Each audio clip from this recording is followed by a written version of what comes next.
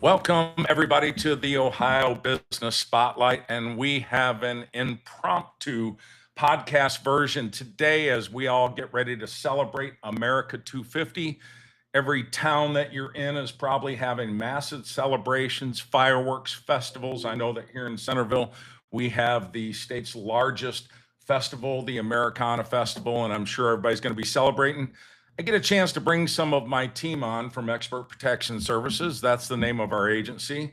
We thought it would be really special to do a commemorative reading of the Declaration of Independence, which is, of course, the document that we are celebrating here this 4th of July, 250 years. Obviously, back then, they did not read the Declaration via a podcast. There was no electronic media. It was read individually.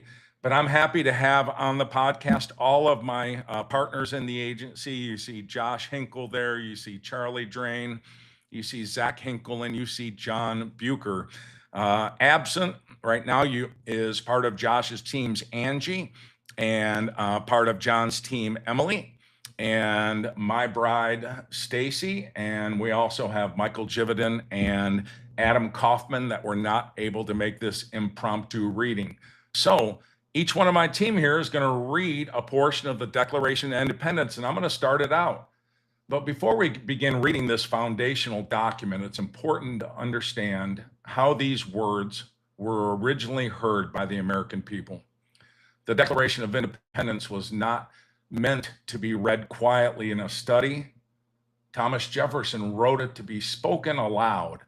When the Second Continental Congress adopted the Declaration on July 4th, 250 years ago, 1776, they ordered it to be proclaimed throughout the states and to the Continental Army. The very first public reading likely occurred on July 4th itself outside of the Pennsylvania State House, which is now referred to as Independence Hall, read by a clerk named Timothy Matlack to a small crowd of artisans and laborers. Matlack had specifically capitalized words mid-sentence to signal where the reader should raise their voices for dramatic effect. On July 8th, Colonel John Nixon delivered a more formal public reading to a larger crowd in Philadelphia.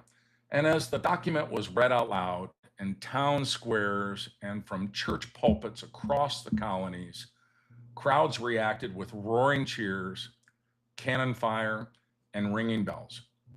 It's transformed the conflict. It transformed the conflict from a dispute over taxes into a profound moral crusade for life, liberty, and the pursuit of happiness.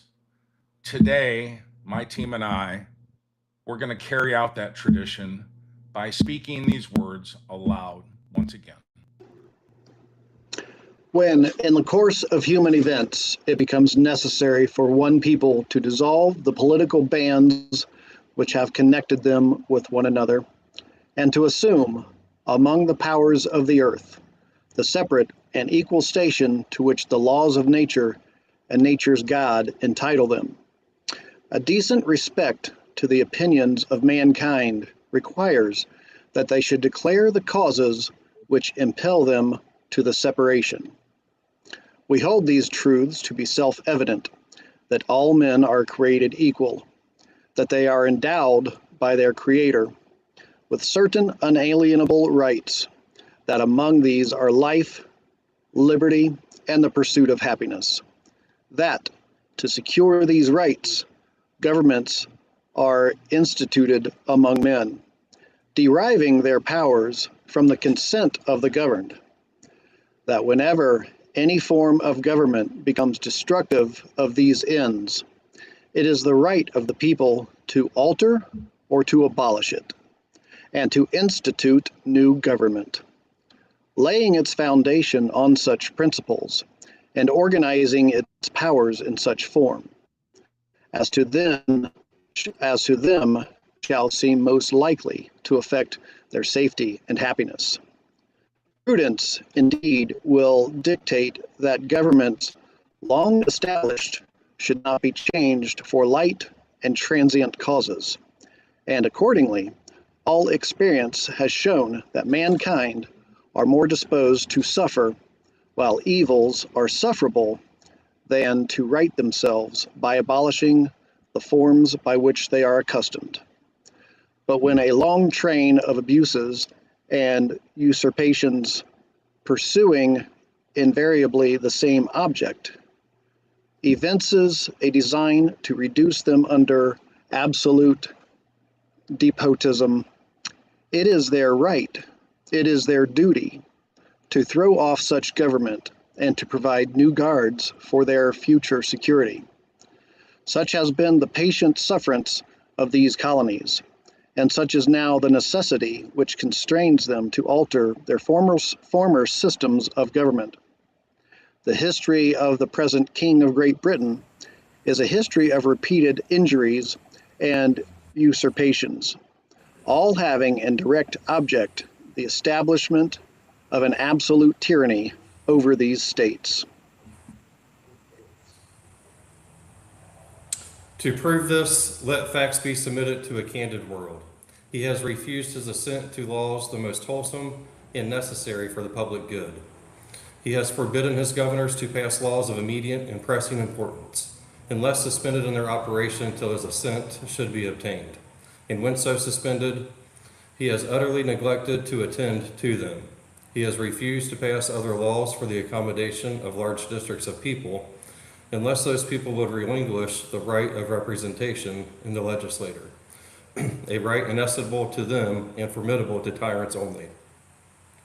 He has called together legislative bodies at places unusual, uncomfortable, and distant from the depository of their public records, for the sole purpose of fatiguing them into compliance with his measures. He has dissolved representative houses repeatedly for opposing with many firmness his invasions on the rights of the people.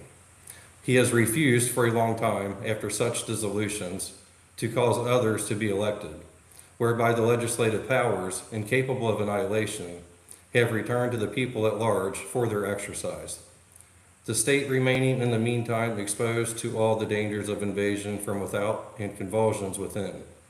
He has endeavored to prevent the population of these states, for that purpose obstructing the laws for naturalization of foreigners, refusing to pass others to encourage their migrations hither, and raising the conditions of new appropriations of lands. He has obstructed the administration of justice by refusing his assent to laws for establishing judiciary powers. He has made judges dependent on his will alone for the tenure of their offices and the amount and payment of their salaries. He has erected a multitude of new offices and sent hither swarms of officers to harass our people and eat out their substance. He has kept among us, in times of peace, standing armies without the consent of our legislators. He has affected to render the military independent of and superior to the civil power.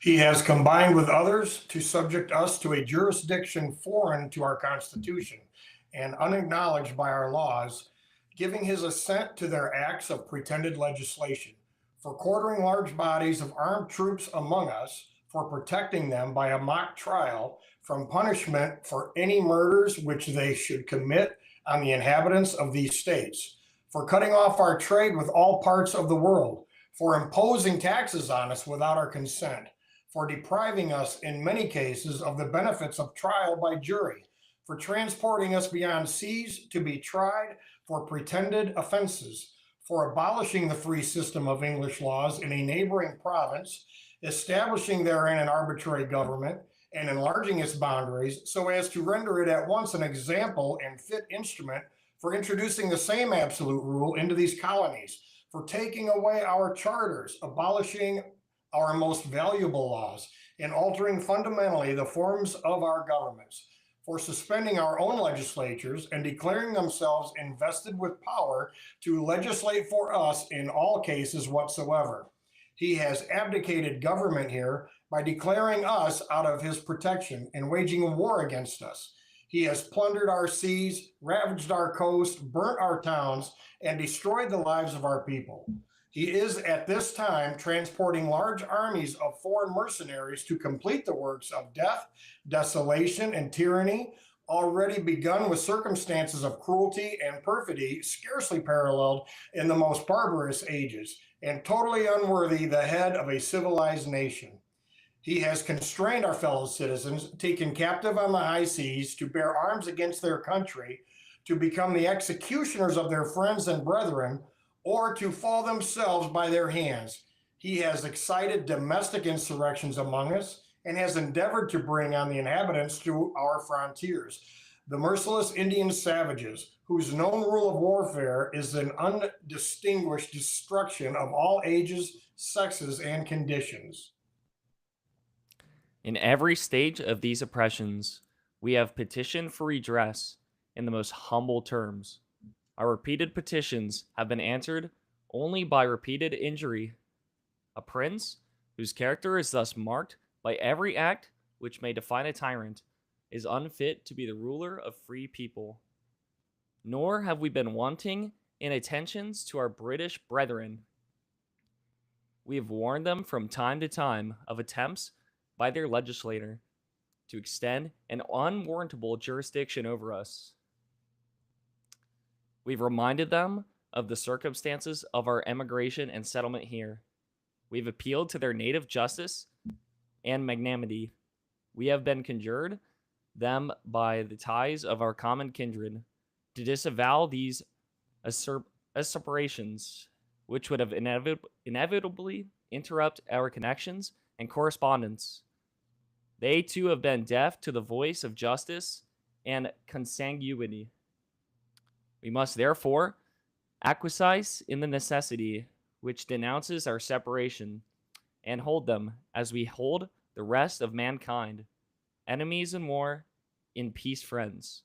We, therefore, the representatives of the United States of America, in General Congress assembled, appealing to the Supreme Judge of the world for the rectitude of our intentions to, in the name and by the authority of good people of these colonies, solemnly publish and declare that these united colonies are, and of a right ought to be free and independent states, that they are absolved from all allegiance to the British Crown, and that all political connection between them and the state of Great Britain is and ought to be totally dissolved, and that as free and independent states they have full power to levy war, conclude peace, contract alliances, establish commerce, and to do all other acts and things which independent states may of right do.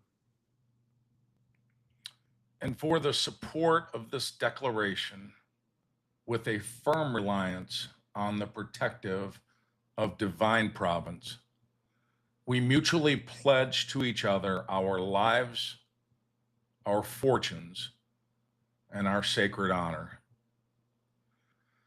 That's the document that set us free from the tyranny of the King of England, that was read throughout the colonies in 1776, whether it was on the steps of a courthouse, whether it was the center of a city, whether it was the pulpit of a church.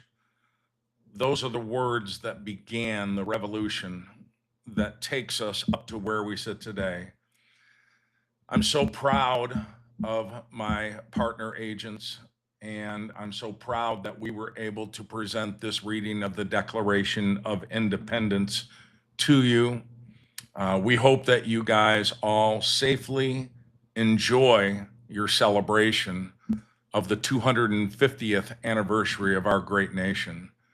God bless each one of you, and God bless America.